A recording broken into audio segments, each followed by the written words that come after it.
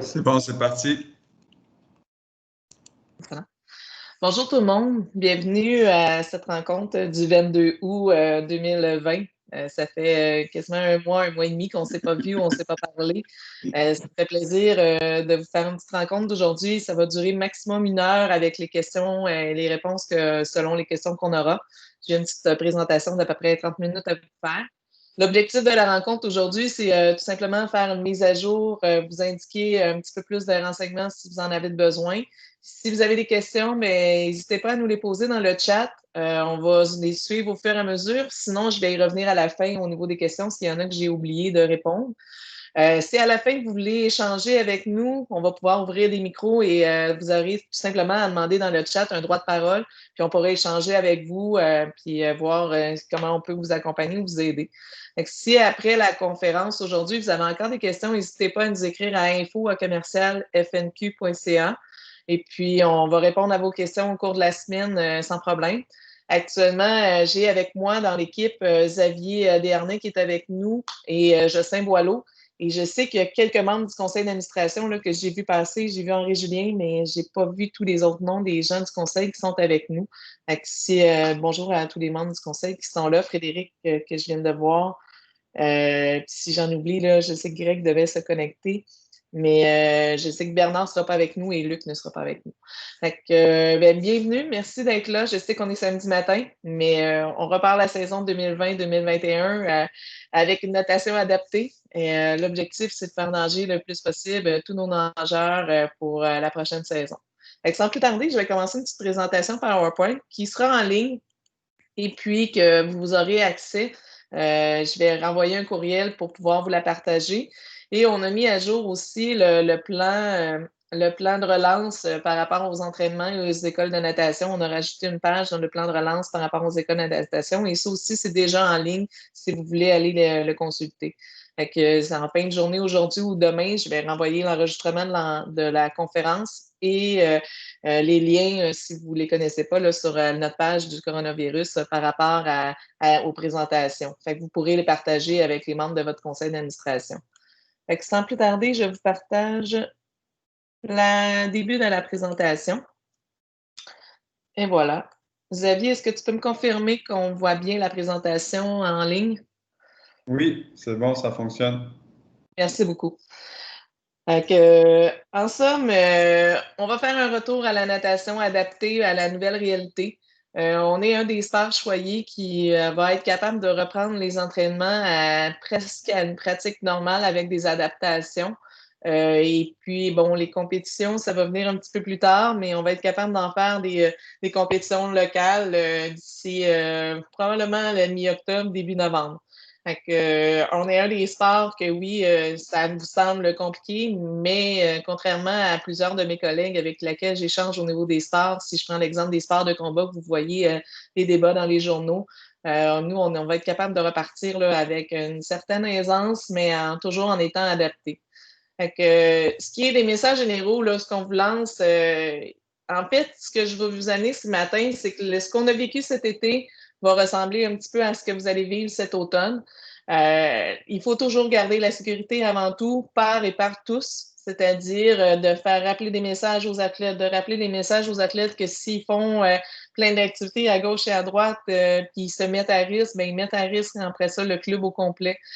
C'est pour ça que je parle du par et par tous. Le club, vous mettez toutes les notions de sécurité que vous pouvez apporter au maximum, mais à un moment donné, vous ne pouvez pas tout contrôler. C'est vraiment une implication de tout le monde qui va faire que nous allons passer la prochaine saison en toute sécurité pour l'ensemble des intervenants et l'ensemble des participants à nos activités. Le défi des clubs cet automne et cet été, c'était la gestion de risque, à savoir toujours évaluer comment bien gérer le risque, c'est-à-dire par rapport aux consignes de sécurité, puis par rapport à la réalité. On est conscient que c'est pas évident de faire respecter le 2 mètres, c'est pas évident de faire respecter toutes les consignes, mais actuellement, je n'ai que des félicitations à faire à tous ceux qui ont fait une pratique cet été en natation. Je participe à plein de réunions, à plein de places où que je reçois des messages ou que les clubs de natation ont été des exemples au cours de l'été sur leur façon de travailler, leur façon d'intervenir, leur façon d'être avec tout le monde et de collaborer. Xavier, est-ce que tu peux fermer les micros de tous, s'il te plaît? La maisonnette et on baisse les prix. Attention, on va éteindre. Oui, merci. Excellent. Fait que, ce que je disais, c'est que vous avez été des exemples, puis je suis très fière de notre sport et très fière de tous ceux qui ont travaillé cet été à faire ce que notre sport soit sécuritaire et que ça a super bien été. Je n'ai que des félicitations des responsables aquatiques avec lesquels vous avez travaillé. Des félicitations à dire, jusqu'au point à dire, c'était le fun quand les clubs arrivaient, ils étaient conscients, ils voulaient travailler avec nous dans la sécurité, dans la gestion de risques. Et ça a été simple à travailler sur le terrain. Fait que quand je reçois des commentaires comme ça, ben, je ne peux que vous les transmettre et vous dire un gros coup de chapeau, bravo à tous ceux qui ont intervenu. La prochaine saison, on repart et je sais que vous allez continuer à faire ce que vous avez fait cet été. Et ceux qui embarquent, qui n'ont pas été dans ce mood-là cet été, je sais que vous allez travailler dans la même boutique. Fait que j'ai bien hâte de continuer avec vous là, dans cette aventure. Actuellement, on continue à travailler toutes les fédérations aquatiques, la Croix-Rouge et les responsables de l'Association des responsables aquatiques du Québec à faire ce que le monde aquatique puisse repartir en sécurité et puisse être, en fait, retrouver le plus possible une pratique presque normale, mais avec des conditions adaptées. Actuellement, on enligne les conditions pour l'ensemble des sports afin que les gens puissent s'y retrouver, peu importe le sport qu'ils sont ou peu importe dans quelle infrastructure ils vont pouvoir intervenir. Dans cette optique-là, on garde les bonnes relations et les règles à respecter au niveau des infrastructures. Les bonnes relations avec nos partenaires, c'est essentiel. J'ai un message à continuer là, aux employeurs et employés. Il faut respecter les règles de la CNSST. Je sais que ce n'est pas toujours évident, mais c'est le devoir de l'employeur de fournir certains petits équipements et à l'employé de respecter les règles de CNSST. Ce qu'on se fait dire, on sait qu'il y a des inspecteurs qui se promènent à travers le Québec pour aller voir est-ce que ça fonctionne bien. À date, je n'ai pas eu de plainte du tout au niveau de tout ce qui était piscine. La seule chose qu'on a eu comme incident cet été, c'est un groupe de sauveteurs qui a fait un party puis qu'il y a eu un cas de coronavirus. Mais en dehors de ça, on n'a pas eu aucune plainte et aucune intervention à faire. Puis il n'y a eu aucun cas en dehors de le petit exemple que je viens de vous donner. Fait que ça, on pouvait être fiers de votre façon de travailler. Fait que continuez à le faire dans cet aspect-là.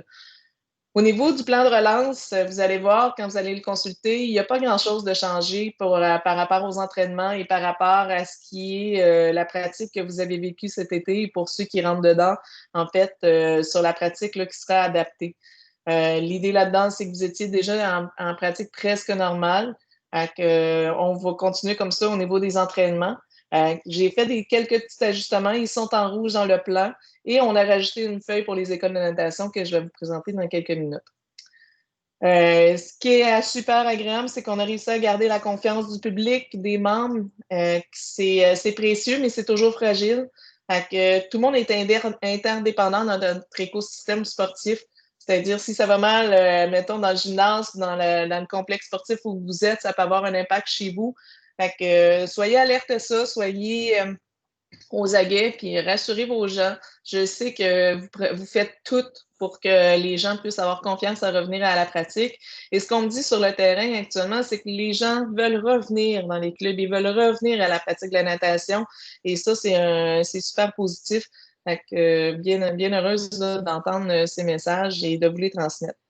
Notre prochain défi sera de garder être préventif et être discipliné au niveau des clubs de natation et avec les gens, avec les partenaires avec qui on travaille. Je ne suis pas inquiète là-dessus, mais il faut se le rappeler, la pandémie, elle n'est pas terminée. Ils annoncent une deuxième vague. Est-ce qu'elle viendra, est-ce qu'elle ne viendra pas? Est-ce qu'elle sera présente, qu'elle ne sera pas présente? Malheureusement, on ne peut pas le savoir. Puis heureusement, actuellement, les cas sont en diminution au Québec. Est-ce que ça changera avec le retour à l'école? On ne le sait pas, personne ne peut le dire, mais en fait, continuez à faire ce que vous faites. Vous le faites bien et vous rendez confiance aux gens. Puis oui, ça se peut qu'il arrive un cas dans un club de natation, comme qu'il peut arriver un cas dans la société, mais on va pouvoir gérer avec et on va pouvoir continuer notre pratique malgré qu'il y a des cas qui existent dans notre société. Ça, c'est le premier message des généraux que je vous dis, lâchez pas la patate et puis vous travaillez bien, continuez à bien travailler et ça va super bien aller. Fait que prenez confiance en vos moyens. Vous avez tout fait pour repartir les activités et les adapter. Et les gens ont confiance en vous. Avec ça, je pense qu'on est capable de faire un bon bout de chemin. Je vous ai inséré dans la présentation des petites aides-mémoires qui rappellent les consignes de distanciation, les consignes que le gouvernement donne. Ils sont sur le site du ministère. Fait que si vous avez besoin d'affiches ou vous avez besoin d'autres rappels, bien, vous avez ces deux affiches-là qui sont intéressantes. On reprend nos activités, on continue à se protéger. Et vous avez aussi à l'école, je me protège et je protège les autres. C'est quand on met un masque ou quand on ne le met pas, puis qui peut le mettre, qui ne peut pas le mettre. Si vous êtes toutes perdues dans toutes ces consignes-là dans le cours de l'été ou si vous n'avez pas tout suivi les médias, bien, ces deux pages-là, je pense qu'ils font un très bon résumé de où on est rendu dans la pandémie avec les consignes qu'on doit suivre. Fait que je vous ai rajouté les liens pour que vous puissiez vous en inspirer. Au niveau des entraînements de la natation cet été, en fait, ça va être les mêmes consignes que vous avez, pour l'automne plutôt, ça sera les mêmes consignes que cet été. Les consignes, ils ne sont pas trop compliqués. Tout simplement, il ne faut pas manipuler un athlète, il ne faut pas intervenir directement physiquement. Il faut rester les entraîneurs à 2 mètres de distance si vous ne portez pas le masque. Et en fait, dans les bassins de 25 mètres, on continue avec le 6 à 8 nageurs par couloir simple. Et en 50 mètres, 10 à 12 nageurs par couloir simple. Faites juste attention, si vous parlez à d'autres provinces ou vous parlez à d'autres gens dans d'autres sports, les conditions sont possiblement différentes. Les jeunes posent la question pourquoi en Ontario, ils sont encore dans 2 corridors, puis au Québec, ils sont dans un corridor simple. C'est actuellement au Québec, on a le droit au contact spontané, on a le droit au contact accidentel, on a le droit de croiser quelqu'un. Et puis, tant que le contact ne rejoint pas 15 minutes au total. C'est ce que la CNSST nous dit. Mais en même temps, ils nous disent qu'il faut garder le 2 mètres au maximum possible. Donc, ce qu'on vous dit, c'est que oui, vous avez le droit de nager en corridor simple, ce qui est votre pratique normale avec les ratios qui sont là. Mais quand vous vous arrêtez, vous devez demander à vos gens d'être idéalement à 2 mètres de distance chacun d'un de l'autre. Ça veut dire pas de cri d'équipe, pas de rassemblement au bout de piscine, pas des consignes devant un tableau, tout le monde regroupé. Ça demande, oui, un petit peu plus d'espace à utiliser sur le deck, mais je sais que ça a super bien été avec ces consignes-là cet été. Ça vous permet de pouvoir pratiquer à la normale les entraînements. Donc, on n'a pas changé ces règlements-là, puis ça vous permet là, de pouvoir repartir tous les groupes de natation que vous voulez, que ce soit les groupes scolaires, que ce soit les groupes les 10 ans et moins ou les maîtres nageurs, que ce soit des écoles de natation. Donc, vous serez capable d'être en mesure de repartir tous les groupes là, que vous désirez. Il y a quelques exceptions au niveau des écoles de natation et j'y arrive dans quelques instants. La seule chose qu'il faut que je mette une distinction, c'est au niveau des événements. Pour l'instant, je vais vous parler plus tard des compétitions, mais tout simplement vous rappeler que les infrastructures de sport ont le droit à 250 personnes maximum par plateau sportif pour les spectateurs. Donc, tout ce qui est entraîneur, officiel, personnel, professionnel ne compte pas dans le 250. Et quand les gens ils sont dans les estrades, ils sont assis, ils doivent être à 2 mètres, 1 mètre et demi de distance. Avec ça, vous avez la règle ici, dans la fiche qui est là, si vous jamais vous en souvenez pas. Fait que ça veut dire que oui, il y a des parents qui peuvent aller assister à voir les entraînements. Oui, il y a des parents qui pourront être dans les estrades, mais puis que vous serez capable de gérer des groupes différemment avec les piscines. Cependant, c'est possible que les propriétaires d'infrastructures vous disent que les ratios sont moins que 250 dans l'infrastructure parce qu'ils ont des problèmes de circulation, parce qu'ils ont des défis avec les vestiaires, parce qu'ils ont des défis avec la plage pour vous accueillir sur la piscine. Donc, à partir de ces consignes-là, si vous devez suivre les consignes du propriétaire de l'infrastructure qui vous amènera la règle à suivre pour pouvoir faire la pratique de votre activité et permettre l'assistance aux entraînements s'il y a lieu. C'est ça. Au niveau des écoles de natation, on avait dit cet été qu'on ne repartait pas des écoles de natation. On a autorisé des camps de jour en fonction des règles des camps de jour du Québec. Les écoles de natation, vous serez capable d'être en mesure de les repartir. Je sais que plusieurs ont déjà reparti, ont déjà procédé aux inscriptions. C'est parfait. À date, on a consulté plusieurs clubs et c'est pas mal en lien avec ce qu'on va vous dire aujourd'hui. En fait, ce qu'on vous recommande au niveau des écoles de natation, c'est de suivre les consignes de la Croix-Rouge. C'est-à-dire, si vous avez une école de natation, on le sait qu'il n'est pas un cours Croix-Rouge que vous offrez, mais on vous demande de vérifier ce serait quoi l'équivalence à à un cours de Croix-Rouge et d'appliquer les recommandations de la Croix-Rouge. C'est-à-dire, les principes de base, c'est aucune manipulation des nageurs, possibilité de prendre un objet pour les aider. Si un nageur a besoin de manipulation, il faudra offrir peut-être un cours parent-enfant ou lui mettre un flotteur. Et quand vous allez avoir des cours parent-enfant, ça va être de garder 2 mètres entre les bulles de famille qu'on appelle, c'est-à-dire avec le parent et l'enfant, d'être à 2 mètres d'un autre parent et enfant. Donc ça, c'est des règles de base. Le moniteur, il peut être dans l'eau, mais il doit garder sa distance de 2 mètres. Le moniteur doit réfléchir aux consignes qu'il va donner si les parents sont impliqués dans le cours. Il y a des gens qui me disaient qu'ils ont mis 2 moniteurs pour faire la démonstration aux parents comment manipuler leurs jeunes. Ça peut être aussi des solutions. Idéalement, les nageurs doivent avoir un pied au fond de l'eau. Si vous allez dans les trucs de la Croix-Rouge, je donne des trucs, exemple à mettre, exemple les steps d'Aréobi. Il y en a qui ont mis ça dans le fond pour que le jeune puisse avoir un endroit pour aller mettre son pied au fond si jamais il ne touche pas au fond. Il y a plein d'idées que vous êtes capable d'arriver à faire avec les écoles de natation. Il est possible aussi de délimiter la piscine en différentes zones et d'avoir plusieurs groupes d'écoles de natation en même temps, en autant que vous ayez les ratios qui sont ci-dessous. En somme, c'est pas trop compliqué. Si vous êtes équivalent à un junior 2 et 3, que les jeunes ils doivent être capables de nager sans aide en 15 mètres et le ratio normalement est 1,6, vous devez respecter le 2 mètres de distance. Puis si les jeunes ont idéalement de l'eau à la hauteur de la poitrine, vous pouvez commencer avec les parents pour faire la manipulation. Si jamais les jeunes ils peuvent faire 25 mètres et plus, puis ils sont capables de nager avec un flotteur ou tout simplement de se tenir à la surface, bien, vous n'êtes pas obligé d'avoir des cours parents-enfants, mais n'oubliez pas que vous ne pouvez pas faire de manipulation, fait qu'il faut que vous mettiez des conditions à laquelle l'enfant est capable de se tenir et capable de suivre vos exercices. Et dès qu'ils sont juniors 5, 6, 7, les 6 ans, 7 ans, 8 ans, 9 ans et plus, les ratios, ils sont différents. C'est 1,8, 1,8, 10, puis tout simplement respecter la distance de 2 mètres. Entre les jeunes, c'est possible de diminuer un petit peu le 2 mètres. Cependant, on ne peut pas vous l'écrire parce que ce n'est pas encore autorisé à part à l'école. C'est ce qu'on se fait dire dans le milieu. On est conscient que vous ne serez pas capable de garder toujours le 2 mètres. En même temps, rappelez-vous qu'ils ont droit à des contacts spontanés. Mais en fait, donnez-vous de l'espace pour pouvoir l'amener en condition. À date, il y a des gens qui ont essayé les camps de jour cet été, ça a super bien été. La première semaine, c'est plus difficile, mais une fois que le rythme est rentré et que vous avez adapté les cours, ça se fait super bien.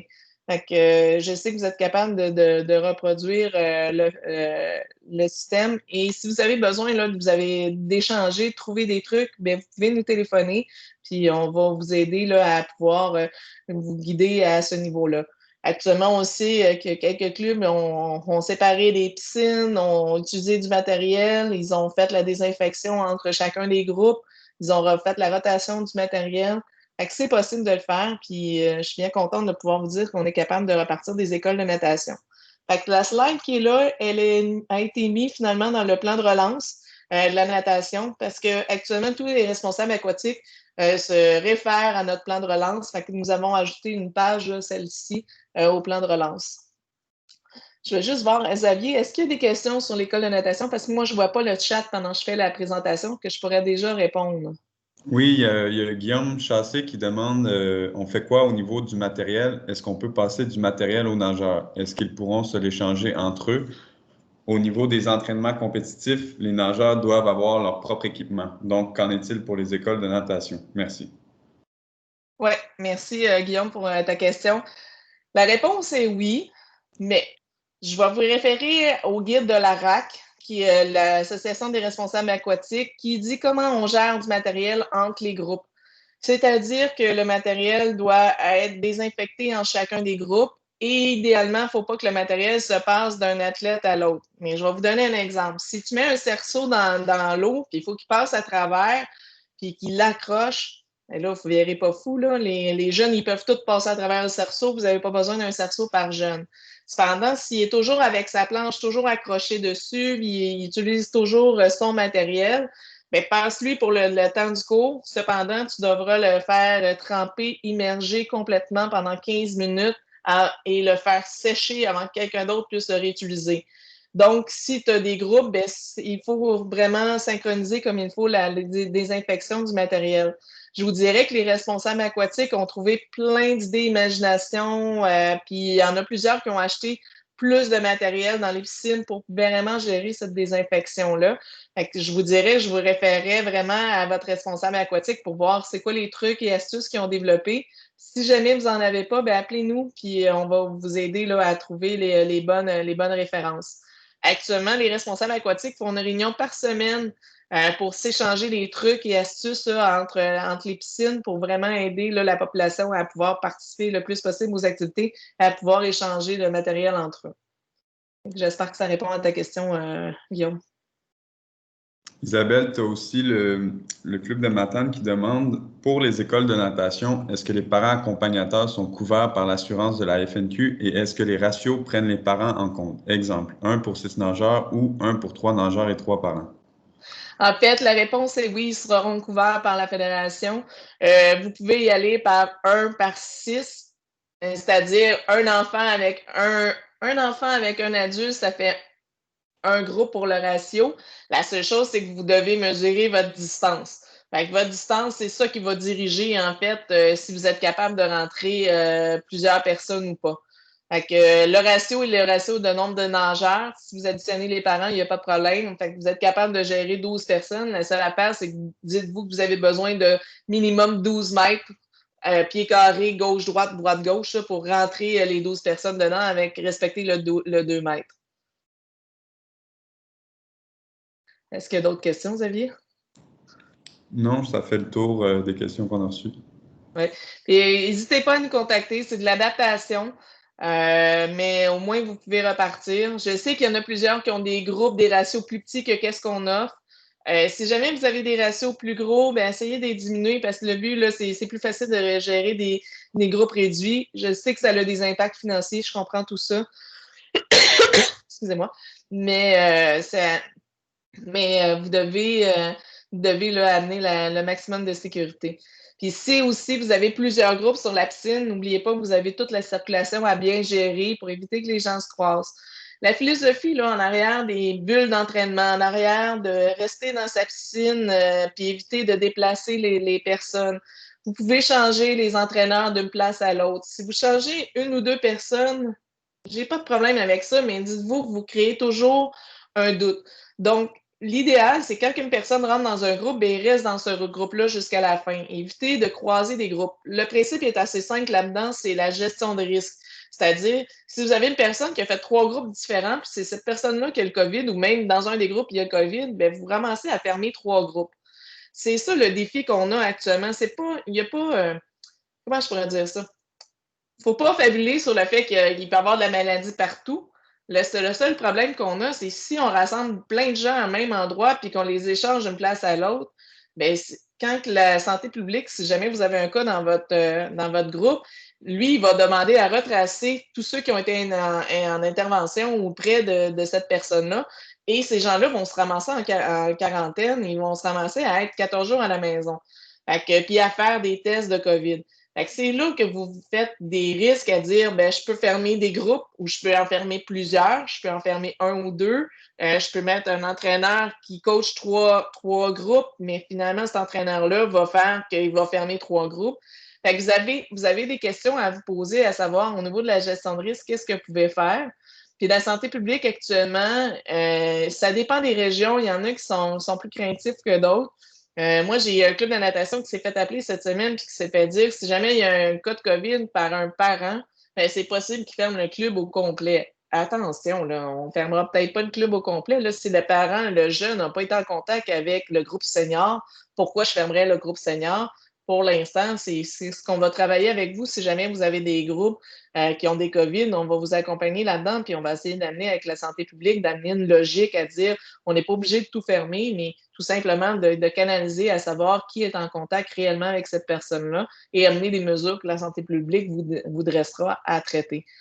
Actuellement, vous, votre objectif, c'est de gérer vos groupes d'entraînement et d'école de natation au meilleur de vos connaissances et avec le minimum de risque de propagation entre les groupes pour éviter de fermer votre club ou fermer complètement les piscines à laquelle vous travaillez. Je sais que ça demande une gestion, je sais que ça demande la réflexion, je sais que ça demande une complexité d'apprendre à gérer des groupes différemment, mais je crois que ça se fait. Puis en même temps, là, on ne verra pas fou. Là. Il y a 45 cas par jour. Là, mais c'est sûr que si ça change, d'autres consignes viendront, mais c'est la santé publique qui les donnera. Mais d'ici là, actuellement, on ne verra pas fou. Là. Tout le monde a voyagé cet été, tout le monde s'est promené à travers le Québec, puis on n'a pas augmenté les cas. Mais le défi que vous avez, c'est comme organisme, vous devez prendre des mesures pour atténuer la gestion de risque que vous avez par rapport à ça. C'est ça le défi que vous avez pour cet été. Pour cet automne. Isabelle, on a 2 nouvelles questions de Geneviève Dubé. Est-ce qu'il y a des ententes pour des subventions pour la mise en place des mesures sanitaires comme l'achat de matériel supplémentaire, la désinfection, etc.? Malheureusement, non. Malheureusement, non. Il n'y a aucune subvention. Même nous, on n'a pas encore reçu des nouvelles subventions au niveau provincial. Donc, pour l'instant, non. Je sais que plusieurs villes ont mis d'argent pour acheter des nouveaux matériels, ont mis de l'argent, pas le choix, pour acheter des produits de désinfection. Donc, regardez avec votre ville comment ça fonctionne, puis s'ils peuvent vous accompagner là-dedans. Je crois que les villes sont ouvertes là, à vous donner un coup de main à ce niveau-là. Puis tout ce qui est la gestion de... En fait, c'est le propriétaire de l'équipement qui a la responsabilité de la désinfection. Donc, c'est-à-dire, si c'est un vestiaire, ben c'est à l'infrastructure, c'est au propriétaire de l'infrastructure de gérer la désinfection. Fait que vous, normalement, par rapport à la désinfection générale, à part si vous allez à l'extérieur et qu'il n'y a pas personne d'autre autour de vous qui gère le groupe, là, vous avez une responsabilité de désinfection, mais en dehors de ça, quand le groupe arrive à l'infrastructure, c'est à l'infrastructure à le mettre.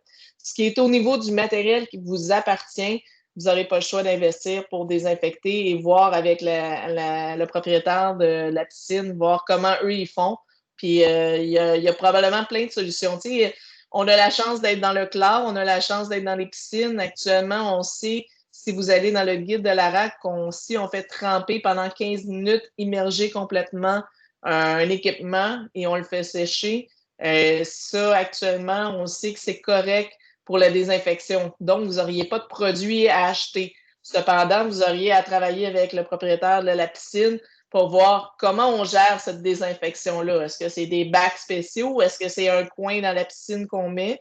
Je vous dirais que j'ai entendu cette semaine dans des cours d'aquaforme qu'eux, ils vont, les 15 dernières minutes de l'entraînement, ben, ils vont mettre les équipements immergés dans le creux et ça va permettre éviter des longs battements entre les groupes. Ça veut dire que sur un heure d'entraînement d'aquaforme, ils vont faire 45 minutes avec le matériel, 15 minutes en immersion, puis après ça, l'autre prochain cours, il est 2 heures après, fait qu'ils sont capables de reprendre le matériel 2 heures après. Aussi, j'ai entendu, il y a des cours qui sont là le samedi, puis si le cours revient seulement que 3 jours plus tard, bien, il y a le temps de sécher, puis vous n'avez pas besoin d'avoir des produits pour la désinfection. Fait que c'est des trucs comme ça que les gens ont développés sur le terrain. Pour les prochaines questions, je crois qu'Isabelle va y répondre dans les prochaines slides. Donc, je pense qu'on peut poursuivre la présentation. Puis, si on n'y répond pas, ben, on va y répondre à travers la période de questions à la fin. Parfait, merci Xavier. Ce qui est les questions peut-être que vous avez passées, là, comme je vous dis, je ne vois pas le chat. Sport-études, concentration sport, RSEQ. Je vous donne ce que nous, on sait aujourd'hui, le 22 août. Au niveau des sports-études et RSEQ et concentration, je vous dirais que je n'ai pas beaucoup d'informations. Je lis, comme vous, dans les journaux que le RSEQ attend, il va donner une position d'ici le 31 août à savoir s'ils vont repartir une saison ou pas. J'ai une rencontre le 26 août avec les dirigeants du RSEQ pour nous donner des enlignements pour la prochaine saison. C'est possible que vous ayez déjà reçu de l'information chez vous puis qu'ils vous disent on y va ou on y va pas. Je ne contrôle pas le message qui circule là, dans le milieu scolaire. Fait que, ce que, en fait, j'ai à vous dire par rapport à ça, c'est s'ils vont, allez-y. S'ils ne vont pas, ben, il n'y aura pas d'entraînement ou il n'y aura pas d'équipe RSEQ cette année. Mais je vais vous donner de l'information dès qu'on va recevoir le 26 août, si on peut la publier. Dès que je peux publier de quoi, je vous l'envoie. Mais pour l'instant, je n'ai pas d'indication à savoir si les réseaux scolaires, c'est-à-dire primaire, secondaire, les collégiales, universitaires, s'ils repartent ou ne repartent pas. Peut-être que vous l'avez, puis tant mieux si vous l'avez. Nous, chez nous, à la Fédération, ça ne s'est pas encore rendu. Mais dites-vous qu'on va prendre le temps de bien vous guider avec le réseau du sport étudiant. On a signé une entente avec le réseau du sport étudiant au cours du mois de juin dernier. Et puis, on est encore à avoir d'autres informations par rapport à cette entente-là et par rapport à des subventions provinciales. Mais pour l'instant, je n'ai pas d'informations à vous donner davantage. Je sais que ça va vous mettre insécure. Nous aussi, ça nous met insécure. Mais dites-vous qu'on va vous guider dès qu'on va avoir l'information. Je ne connais pas l'orientation qu'ils vont prendre par rapport à l'ensemble des sports. Est-ce que ce sera une considération à l'ensemble des sports du RSEQ ou quelques sports pourront repartir? Je vais avoir de l'information uniquement le 26 août. Au niveau des sports-études, je sais que même chose de notre côté. Nous, on n'a pas eu beaucoup d'informations au niveau provincial, mais ce qu'on se fait dire et ce qu'on se comprend actuellement, c'est que il y a certains sports-études qui sont repartis ou qui vont repartir. Puis ce que ça dit, c'est que vous devez appliquer au niveau de la pratique du sport les informations que la Fédération vous exige pour la pratique en fonction du COVID. Là aussi, je n'ai pas encore beaucoup d'informations s'il y a des choses qu'on doit faire ou ne doit pas faire. Là, encore là, je vous ramène à votre école. Si votre école vous dit qu'ils ont du sport-études dans leur école puis que vous pouvez repartir, repartez. Si votre école vous dit qu'il n'y a pas de sport-études dans son école, mais vous n'avez pas le choix de vivre avec les décisions de l'école par rapport à ça. Fait que j'aimerais ça vous dire des choses plus précises au point de vue des sports-études, des concentrations des RSEQ. Je vous dirais qu'actuellement, au niveau provincial, on n'a pas beaucoup d'informations. J'ai un souhait que ça reparte, mais je vais être capable d'être en mesure de vous revenir là, avec des moins d'interrogations au cours des 2 ou 3 prochaines semaines. Fait que si vous en avez sur le terrain, faites avec l'information que vous avez sur le terrain. Si vous voulez me partager de l'information, bien, vous savez comment me rejoindre, écrivez-moi, puis ça va me faire plaisir là, de collecter un petit peu plus d'informations à ce sujet-là pour ma rencontre du 26. On essaie de suivre de près. Je vous dis, le défi, c'est les vacances de cet été, le personnel qui est in and out, mais puis avec les situations aussi que les gens attendaient à savoir si les élèves retournaient à l'école à temps plein ou pas à temps plein. Il y a plein d'interrogations qui sont en train de se placer. Fait que moi, ce que je vous dis, mon message, c'est si l'école vous donne des consignes, suivez les consignes de l'école. Soyez patient, donnez la chance aux gens de repartir les écoles, de repartir la vie normale, en fait. Puis ça va se placer au cours du prochain mois. Donc, je sais que ça vous demande, ça vous met plein d'interrogations, mais on n'a pas le choix d'apprendre à vivre avec ces dilemmes-là par rapport au COVID. Donc, ça, c'était le point sport-études, concentration sport et RSEQ. Isabelle, à propos du sport-études, Alex Gendron demande comment on fait respecter les protocoles du sport-études si les heures des secondaires 4 et 5 sont faits à distance. Est-ce que nous allons être pénalisés s'il y a un non-respect? Ça, Alexandre, ça fait partie des questions qu'on va demander au ministère. Ça fait partie des interrogations que le ministère est en train d'étudier. Ça fait partie de tout le questionnement à laquelle on n'a pas encore de réponse. Donc, la vraie réponse, c'est si... comment je pourrais dire ça? C'est sûr qu'ils vont en tenir compte. Quelles seront les consignes que je vais recevoir à la fédération? Je ne les connais pas. Quelles consignes que l'école va recevoir? Je ne les connais pas, mais ils n'ont pas le choix d'en tenir compte. Et à savoir comment ils vont en tenir compte, je ne sais pas. La seule chose, en fait, que moi, je fais juste me dire, si vous êtes dans une pratique normale, vous êtes dans des horaires normales, vous êtes dans des circonstances normales, presque normales, ou que, tu sais, exemple, vous avez un groupe de semaine 10 puis que vous êtes capable de faire ce qui se faisait avant, bien, continuez à faire ce qui se faisait avant. Si vous n'êtes pas capable de le faire, écrivez-moi, je vais essayer d'amener les points au niveau provincial puis d'amener là, une réflexion si jamais ils ne l'ont pas fait, mais c'est sûr qu'ils sont en train de la faire. C'est une des raisons pour laquelle on n'a pas de réponse actuellement à toutes les interrogations. Parce que moi, j'ai des questions sur le transport, j'ai des questions sur quand ils arrivent à l'école, des questions sur quand les étudiants ils font leurs devoirs aussi, tout l'espace que ça demande. Les villes ont des questions par rapport à comment accueillir les groupes sport-études. Etc. Fait que les questions, là, il y en a une multitude, mais pour l'instant, là, je n'ai pas de réponse encore à vous donner là, par rapport à ça. Est-ce qu'il y a d'autres questions, Xavier? Pas pour le sport-études, non. OK, parfait. Merci. Les compétitions. Actuellement, on a un comité national et un comité provincial qui travaillent à reprendre, à mettre les normes pour reprendre les compétitions le plus tôt possible en fonction de s'adapter à la pandémie. La Fédération va créer un guide qui sera développé pour les intervenants sur le terrain. Le guide sera complété. Quand le guide sera complété, on vise à le compléter d'ici début octobre. On va faire une réunion provinciale avec les clubs, les entraîneurs, les officiels 3, 4 et 5 pour vous donner toutes les informations que vous avez besoin.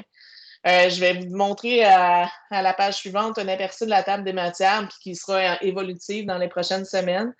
Actuellement, j'ai sondé 66 sports au Québec. J'ai reçu à peu près une trentaine de réponses. Et actuellement, au niveau de la reprise des compétitions, sur une trentaine de réponses que j'ai reçues, j'ai probablement 4 sports seulement qui ont recommencé ou qui sont à quasiment compléter leur guide de reprise de compétition. Tous les autres ne sont pas encore dans les reprises de compétition. Ils sont vraiment dans les reprises d'entraînement. Ceux qui ont repris la compétition, la plupart, c'est des compétitions extérieures. Fait que les conditions vont changer pour les compétitions intérieures. Actuellement, notre but, c'est de pouvoir vous amener d'être possible de faire des compétitions locales, des essais de temps, des duels. Ce qui est au niveau provincial, j'attends Nicolas qui revient la semaine prochaine, le 31 de vacances, pour voir comment on peut amener l'effervescence au niveau des compétitions provinciales parce qu'on doit gérer le risque aussi à ce niveau-là. J'ai encore plein de questionnements à dire. Est-ce que je regroupe 60 clubs à une même compétition avec des seniors? Puis s'il y a un cas de COVID, qu'est-ce qui arrive? J'ai pas envie de fermer les clubs de natation dans 60 clubs parce que je retourne des jeunes avec une possibilité de COVID chez eux. Mais en même temps, comme je vous dis, on ne verra pas fou. Fait qu'on va suivre l'évolution de la pandémie par rapport à ça. Ça se peut qu'on prenne des décisions à chaque mois pour faire évoluer cette perspective-là. Mais actuellement, ce qu'on est en train de faire dans la table des matières qu'on veut vous amener, c'est comment on va gérer les différents acteurs sur le deck et hors deck, c'est-à-dire les organisateurs, les officiels, les athlètes, les entraîneurs, les sauveteurs, les parents, les accompagnateurs. Comment on va gérer la gestion de la compétition, si on la fait en personne, puis si on la fait virtuelle, autant au niveau provincial, régional et national avec Natation Canada qui m'a amené ses consignes. Ce qui est le principe là-dedans, c'est qu'est-ce qu'on met dans les invitations, comment on fait les inscriptions dans le MIG, comment on fait les horaires de compétition, quel format on pourra y donner, comment on va gérer le déroulement de la compétition toujours avec la perspective du 2 mètres de distance, comment on gère les résultats et les médailles. Et puis, quand on dit les résultats et les médailles, surtout au point de vue virtuel, comment qu'on gère tout ça. Là, on est en train de travailler avec notre fournisseur de Meet et de Team pour voir comment on peut combiner des compétitions, comment on peut combiner les résultats. Je vous dirais, là, je suis en grande discussion avec nos grands bénévoles de la Fédération pour voir comment on peut gérer le tout. Fait que, de voir est-ce que ça se fait de A à Z. On veut vous amener un plan qui va vous éviter d'avoir plein d'interrogations. Fait qu'essayez pas de partir des plans gauche-droite, droite-gauche pour inventer le système. On est en train d'y penser. Puis aussi, on veut vous donner des consignes, là, vous guider sur la gestion des environnements indirects, c'est-à-dire à la compétition qui est autour de la piscine, c'est-à-dire les spectateurs, les hébergements, les transports, les repas, les vestiaires, les salles, les gymnases, parce que vous comprendrez bien qu'on ne peut pas mettre 300 jeunes sur le bord de la piscine. La circulation dans l'installation, les relations interclubs, puis les mesures de protection, comment on fait de la désinfection, comment on met des équipements de protection, parce qu'un bénévole devient comme un employé. Comment on le gère, comment on y amène sa sécurité. les principes de base à respecter, puis aussi d'avoir un rôle de ratio au niveau de la compétition. Fait que c'est tout ce qu'on est en train de penser. Si jamais vous avez d'autres idées qui ne sont pas dans la table des matières, shootez-moi vos petites idées, ça va me faire plaisir d'y penser puis de pousser la question. Fait que, c'est ce qu'on veut vous amener là, comme guide d'ici à la début octobre, mi-octobre. Notre objectif, c'est qu'avant Noël, il y ait des compétitions locales avec aussi des compétitions virtuelles pour mesurer entre les clubs mais qui vont se faire probablement au niveau local puis comparer les résultats. Fait que c'est tout le fonctionnement qu'on est en train de faire à ce niveau-là. Puis pendant que j'y pense, j'ai oublié de vous dire, dans le guide de relance, on a permis le rôle de l'Horatio à ce que ce soit un entraîneur qui fasse le rôle de Horatio, que de ne pas nécessairement ajouter un bénévole pour le rôle de l'Horatio. C'est-à-dire que si vous avez un bénévole ou si vous avez un parent ou si vous avez un autre entraîneur qui a ce rôle-là, l'idée là-dedans, c'est tout simplement qu'il y ait toujours quelqu'un qui pense à la gestion de la sécurité. Et puis, n'oubliez pas là, que vous avez toujours vos groupes là, pour évaluer, là, à savoir est-ce que le club ne prend pas de risque, puis comment il gère la gestion du risque par rapport à ça. Xavier, est-ce qu'il y a des questions par rapport aux compétitions? Il y a quelques questions. Il y en a une pour les compétitions. Les autres, encore une fois, on va y répondre au moment du sujet, ou si le sujet a déjà été parlé, on va y répondre à la fin. Donc, Luc qui demande, d'autres pays ont repris la compétition de natation. Avons-nous des infos sur comment ça se déroule? Actuellement, j'ai pas d'infos. On les suit de loin puis on essaie de voir. On est rendu à prendre contact avec eux. Je vous dirais, nous, on attendait la règle du 250 personnes qui est venue justement il y a 2 semaines. Vous comprendrez aussi que j'étais en vacances puis qu'on vient de se replacer là-dedans puis j'ai la moitié de l'équipe en vacances. Fait que oui, on va aller sonder si on est capable de rejoindre des gens des autres pays pour avoir cette information-là. Je sais que Natation Canada, ils ont une veille là-dessus pour pouvoir savoir ce qui se passe à travers le monde. Fait que, avec les officiels internationaux qu'on a, avec Natation Canada, on va avoir ces données-là, à savoir comment ça se passe à travers le monde. Le défi qu'on a, c'est qu'il y a 2 choses. Il y a gérer la compétition sur place et il y a aussi la notion de risque par rapport à la pandémie, à faire déplacer des gens, à mettre des gens d'une région avec une autre région, etc. Vous allez me dire, tout le monde a voyagé cet été, puis il n'y en a pas de problème. Écoutez, je vois qu'actuellement, au volleyball de plage, ils vont faire un championnat provincial la semaine prochaine, puis il va y avoir 180 équipes de 2. Mais j'ai plein de questions parce que par rapport à ça, moi, ce que je veux, c'est que les clubs survivent. Je veux être sûr que nos clubs de natation ne sont pas à risque si la fédération prend des décisions par rapport à ce qu'on les amène à l'échelon provincial. Fait que ça, c'est les questionnements que j'ai. Puis avec le retour à l'école, je vous dirais qu'on va avoir beaucoup, beaucoup d'informations, je pense, dans les 2 ou 3 prochaines semaines, 1 mois. Fait que on va être capable là, de vous guider davantage par rapport à ça. L'objectif, c'est de revenir à la compétition, de vous mettre sécuritaire, puis de s'assurer que ça fonctionne bien autour du deck, mais que ça fonctionne bien si les gens rentrent en relation avec vos athlètes, pour être sûr que votre club soit sécuritaire. Est-ce qu'il y a d'autres questions, Xavier? Pas pour le compétitif, non? OK, parfait. L'eau libre, on vous rappelle que vous pouvez toujours maintenir les entraînements en eau libre, ils sont toujours permis. On sait qu'on rentre dans la période août-septembre. On peut nager, Xavier me souffle souvent la règle qu'on peut nager jusqu'en octobre en eau libre.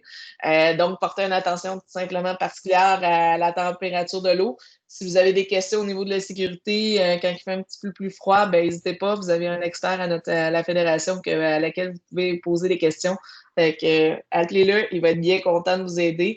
Vous pouvez toujours mixer aussi des entraînements en piscine avec des entraînements en eau libre sans problème. C'est un petit clin d'œil qu'on voulait vous faire là, à ce point-ci.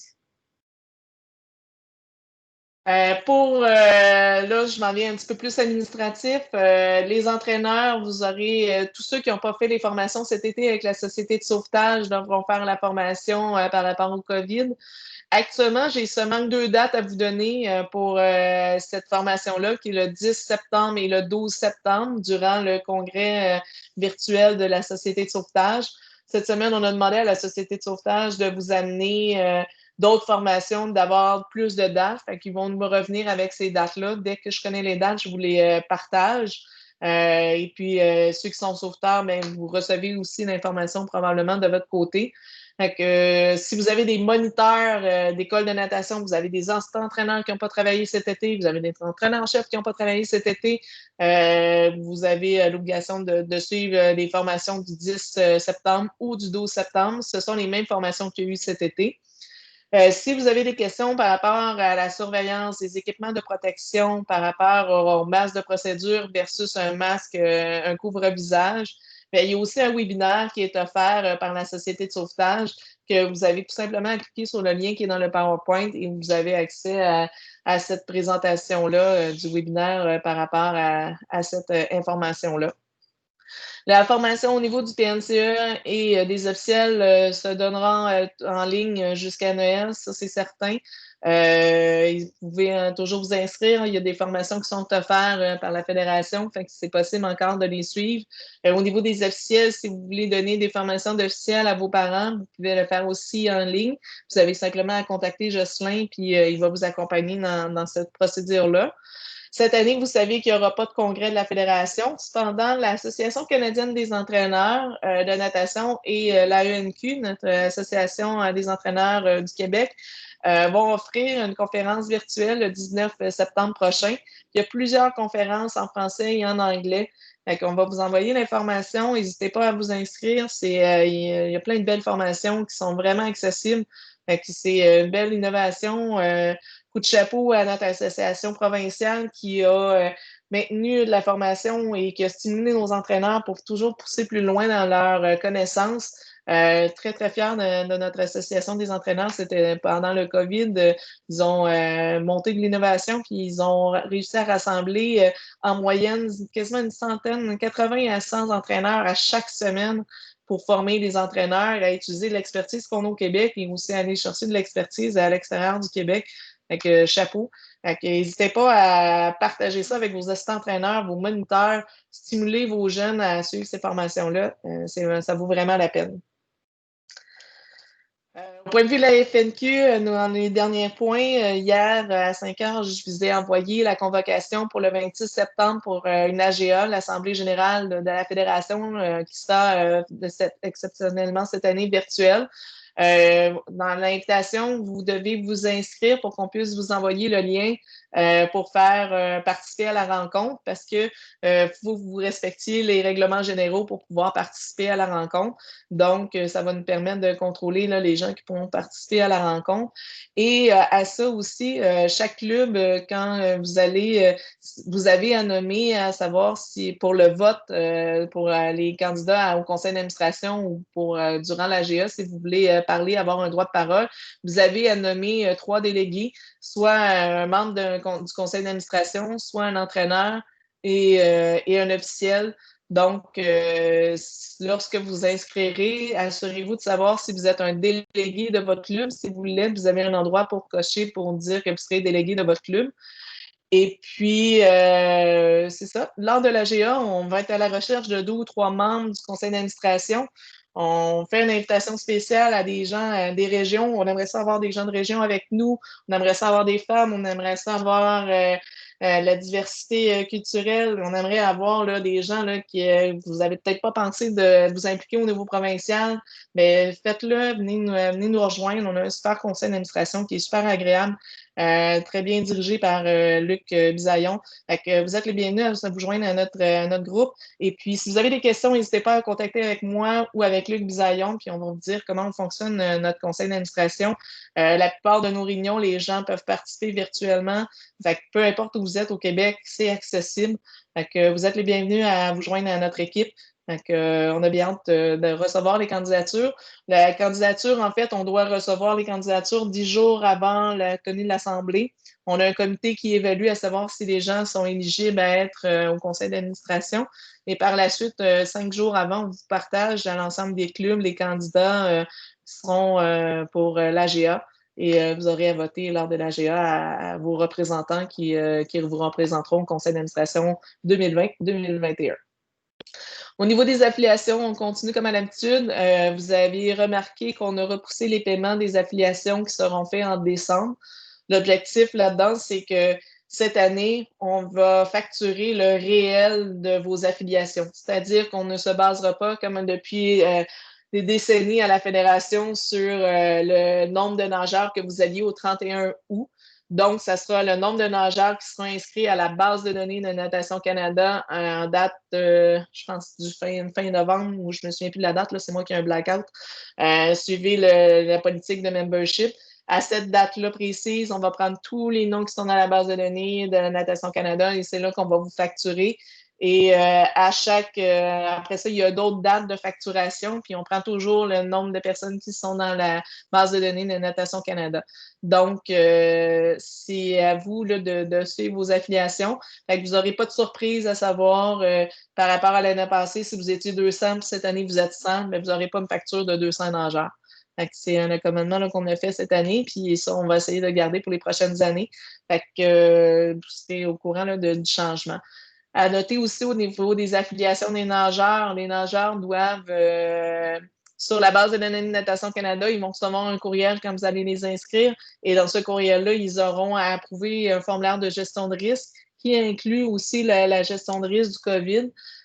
Donc, si jamais vous ne voulez pas refaire les formulaires du COVID, moi, je vous conseille de les refaire, mais si vous ne voulez pas les refaire, mais ce formulaire-là peut faire la jonction avec l'ancien. L'équipe de la FNQ va demeurer en télétravail jusqu'en novembre pour l'instant. On va voir avec la pandémie, on va évoluer avec cela. Il y a des fois qu'il y a des gens qui sont au bureau, d'autres fois ils sont en télétravail. Cependant que lorsqu'ils sont en télétravail, leur numéro de téléphone au bureau est transféré sur leur boîte vocale de cellulaire. Donc, vous serez capable de les rejoindre si vous composez le numéro de téléphone là, au bureau finalement. C'est ça. Nos adresses courriels, ils sont toujours les mêmes, sauf que veuillez noter qu'on a changé le QC par le CA. Cependant, les adresses QC fonctionnent encore. Donc, si vous ne les avez pas changées, ne vous en faites pas, vous êtes capable de nous rejoindre. Et si vous voulez le changer, ça serait bien apprécié. Si, exemple, mon adresse à moi, c'est iducharme@fnq.ca. Avant, c'était fnq.qc. C'est tout simplement le changement qu'on a fait pour être sur Office 365. Donc, c'est cela. Si vous avez des questions, n'hésitez pas à nous écrire. On vous met l'adresse générale info@fnq.ca. Ne vous en faites pas, il y a un email en arrière de info@commercial.ca. C'est-à-dire que si vous ne savez plus à qui vous adressez la question parce que l'équipe a été réduite, Cynthia est partie en congé de maternité ou il y a des gens en vacances, il y a toujours quelqu'un qui regarde l'adresse info et on redirige les questions aux bonnes personnes pour bien vous répondre. S'il y a quoi que ce soit, si vous ne savez pas à qui vous adresser, écrivez-nous à cette adresse-là et ça va nous faire plaisir de répondre à vos questions. Voilà, j'ai terminé la présentation. N'hésitez pas, on est là pour vous. On espère que vous allez bien repartir la prochaine saison. On va tenter de vous l'amener le plus simple possible et à votre plus proche réalité possible. Actuellement, on sait que les entraînements, vous pouvez repartir. On sait que vous pouvez repartir votre quotidien. On est conscient que les compétitions sont encore un défi. C'est aussi un défi financier par rapport à toutes les entrées d'argent, par rapport aux moyens de financement et aussi au fait que vous n'avez pas de compétition pour faire l'entrée d'argent. C'est pour ça qu'on travaille fort pour vous les relancer le plus possible. N'hésitez pas à me contacter là, pour comprendre votre réalité. Plus qu'on a du feedback du terrain, plus qu'on peut aller chercher les questions, les réponses pour vous, puis les partager à tous. C'est ce qu'on a de besoin là, pour vous accompagner à ce niveau-là. Ça fait le tour de la présentation. Je reviens. Voilà, je suis revenue à vous en dehors d'un PowerPoint. C'est ça, je prendrais, Xavier, si tu veux faire un petit résumé des questions à laquelle je n'ai pas répondu. Je pourrais faire un tour. Puis s'il y a des gens qui veulent demander un droit de parole pour nous jaser, faites-le. Demandez un droit de parole. Xavier va gérer les droits de parole. Puis le PowerPoint que je viens de faire là, il est déjà disponible en ligne. Si jamais j'ai d'autres choses que je peux rajouter, je vais les rajouter. Et puis, le plan de relance est déjà modifié. Fait que si vos responsables aquatiques vous disent non, ça, c'est pas correct, référez-vous au plan de relance, on l'a ajouté. Le seul élément qu'il n'y a pas, c'est la table des matières de la compétition. Vous comprendrez bien qu'on est en production de ce document-là. Donc, lui, vous ne le verrez pas tout de suite. Puis, je sais que les responsables aquatiques ont peur de la compétition qui s'en vient. Il y a au moins 50% des piscines qui ne veulent pas repartir de la compétition. on est en train de faire de la désensibilisation, de la sensibilisation, appelez-le comme vous voulez, pour pouvoir dire oui, on peut le reprendre, mais on va le reprendre dans des conditions sécuritaires, des conditions adaptées. Fait que, faut remettre aussi la confiance aux gens par rapport à ça. Fait que c'est pour ça qu'on prend le temps de bien écrire les choses pour vous aider sur le terrain puis éviter l'improvisation, là. Fait que, voilà. Xavier, je te passe la parole pour les questions.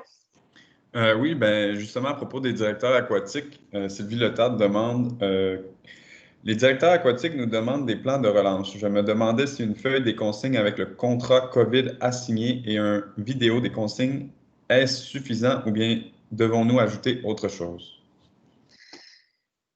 Écoute, la première question que j'aurais pour vous, c'est à leur demander qu'est-ce qu'ils veulent dans le plan de relance, qu'est-ce qu'ils s'attendent. Nous, en fait, le ministère n'approuve pas les plans de relance des fédérations, malgré ce qui a été dit dans les journaux. Ils s'en remettent aux fédérations de suivre les consignes gouvernementales et à donner des consignes adaptées en fonction des consignes gouvernementales. Je vous donne un exemple. Cette semaine, je cherche une réponse à savoir si on peut manipuler un athlète handicapé dans l'eau avec est-ce qu'on doit porter un masque ou pas parce qu'on n'est pas immergé dans l'eau. Je demande à la santé publique, puis lorsque je vais avoir la réponse de celle-là, je vais vous la partager. Fait que, dès je sais qu'ils lisent nos documents, mais il n'y a aucune approbation. Fait que les responsables aquatiques qui vous demandent des plans de relance, en fait, demandez-leur qu'est-ce qu'ils s'attendent. Bien souvent, c'est une discussion que vous avez besoin d'avoir avec eux pour voir, eux, ce qu'ils ont besoin, c'est d'être rassurés, c'est comment vous allez gérer votre groupe, comment vous allez gérer votre club, comment vous allez gérer vos personnes en fonction des conditions qu'ils vont vous avoir mis sur le terrain. Fait que je pense que vous avez un petit bout de chemin là, à faire avec votre responsable pour savoir ce qui s'attend.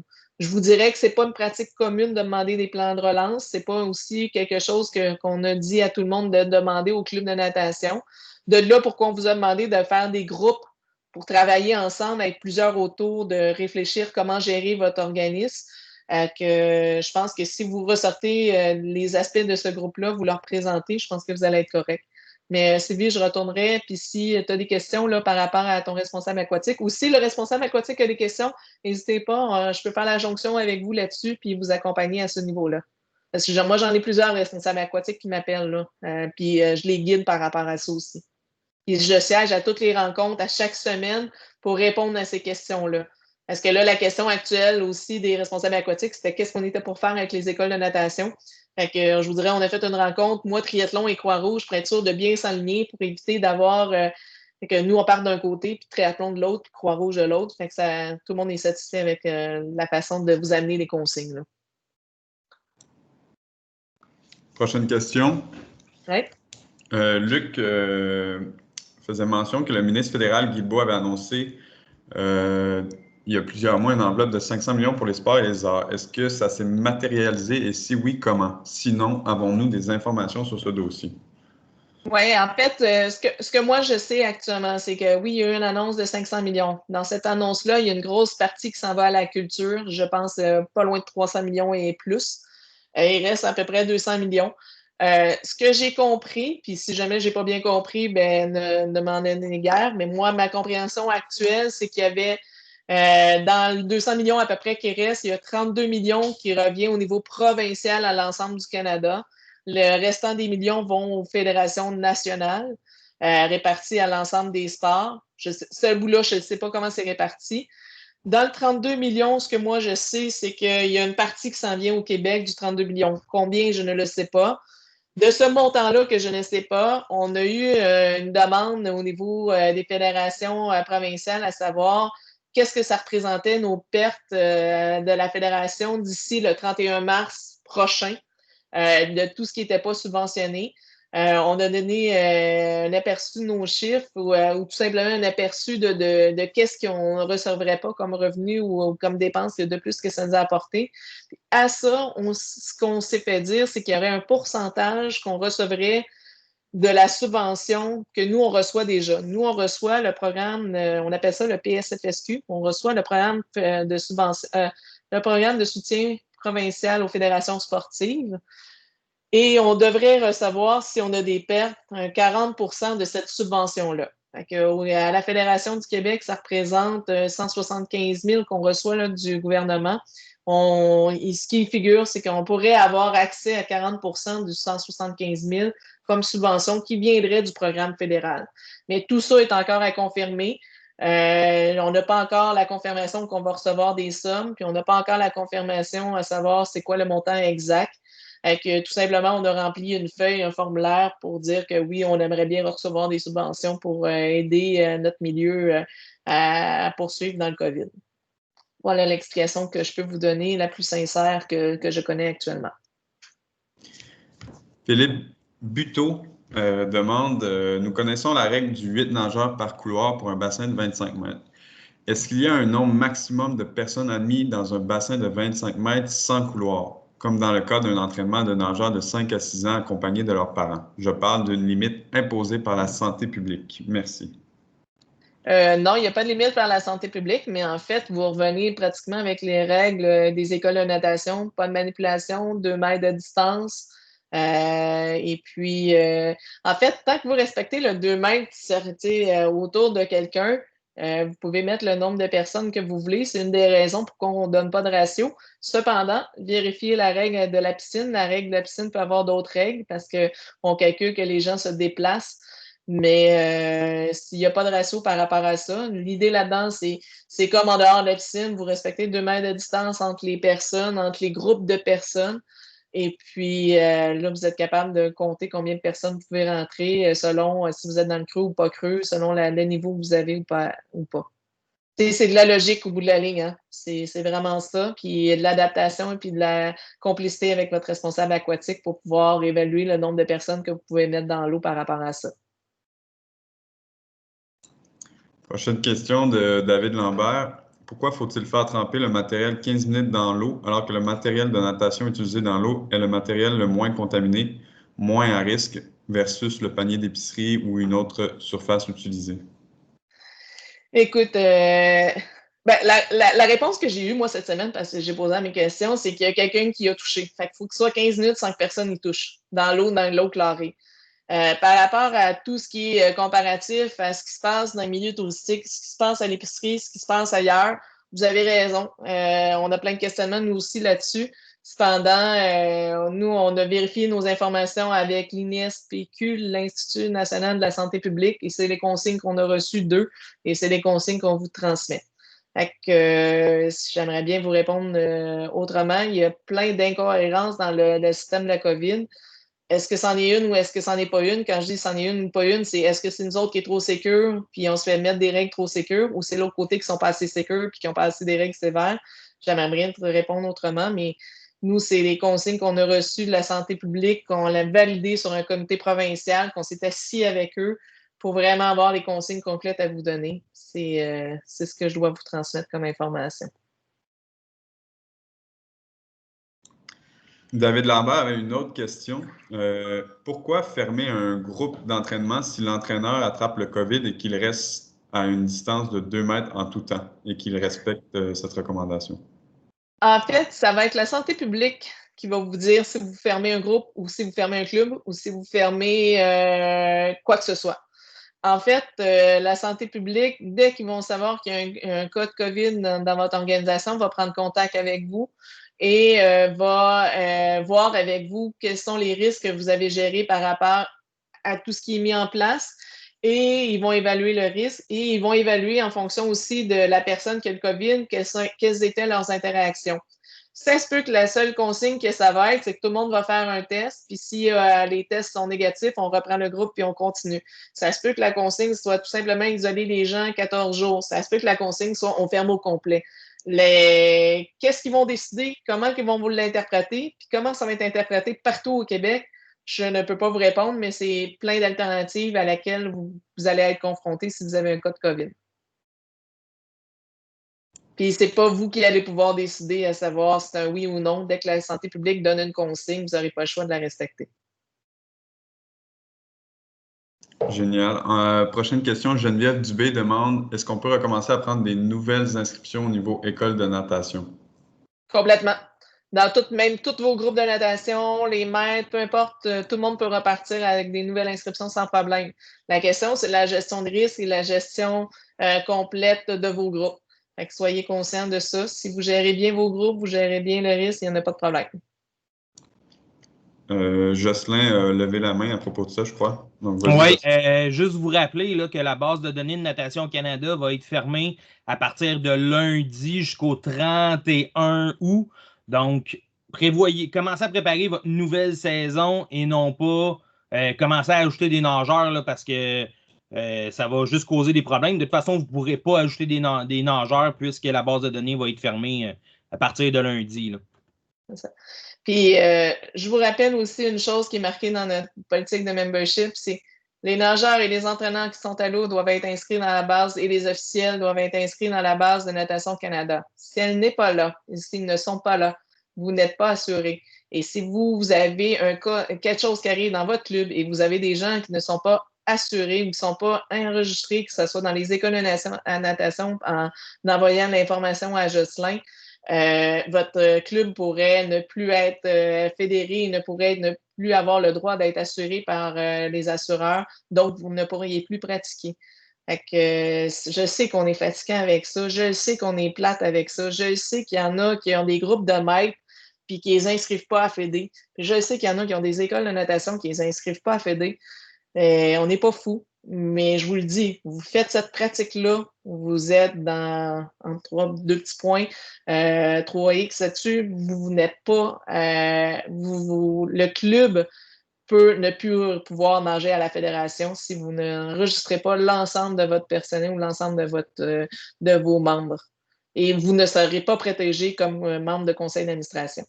Puis j'ai l'air la fille là, qui vous met un gros bémol puis qui vous chicane. C'est pas le but. C'est tout simplement la gestion de risque encore à ce niveau-là. Dernière question sur le chat. Sylvie Letarte demande pour la facturation des maîtres, il n'y a pas de changement car la facture fut payée avant l'été. Excuse-moi, Sylvie. Pour la facturation des maîtres, il n'y a pas de changement car la facture fut payée avant l'été. Vas-y, Jocelyn, si tu as une réponse. Dans le fond, au niveau de la facturation, là, d'ici à la fin, les seules prochaines factures qu'on va envoyer d'ici la fin de la saison, là, dans le fond, la semaine prochaine, ça va être uniquement les nageurs qui ont été ajoutés depuis la relance. Donc, il n'y aura pas de facturation. C'est sûr que si tu as accepté d'autres nageurs que tu les as inscrits sur la base de données de Natation Canada, oui, tu vas peut-être recevoir une facture. Mais je pense qu'il y a 4 clubs qui ont acheté des nageurs. Donc, ces 4 clubs-là vont recevoir une facture pour être à jour là, en fonction des nageurs qui ont été ajoutés. Là. Puis après ça, la prochaine facture que la vous allez prochaine recevoir. Facturation, ça va être le 1er décembre qui va être en temps réel. Là, donc, nageurs compétitifs, non compétitifs, maître nageurs non compétitifs. C'est ça que vous allez être facturé le 1er décembre.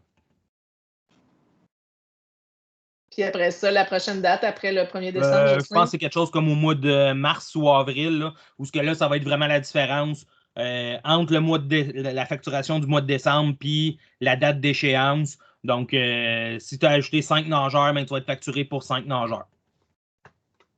Donc, voilà. Ce qui devient plus facile à gérer pour vous et qui vous donne un temps pour ramasser les sous là, pour pouvoir faire la facturation. Donc, c'est ça. Good. Est-ce qu'il y a d'autres questions, Xavier? Pas sur le chat, donc si les gens ont des questions à poser en levant la main, on peut commencer à les prendre. Sinon, c'est ça.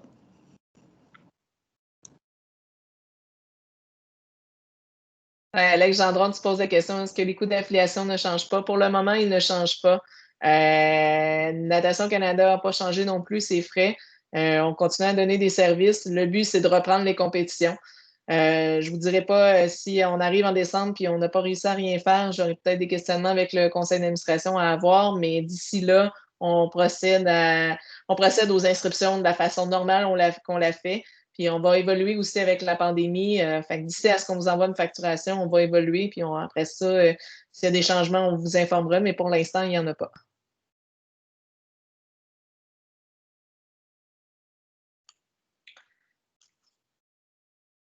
Est-ce qu'il y a d'autres questions? S'il n'y a pas d'autres questions, ben, je vous remercie d'être présent ce matin en grand nombre. Merci d'être là. Merci de faire la pratique de la natation un sport sécuritaire et que les gens ils ont hâte de vous voir, ils ont hâte de rembarquer dans l'eau.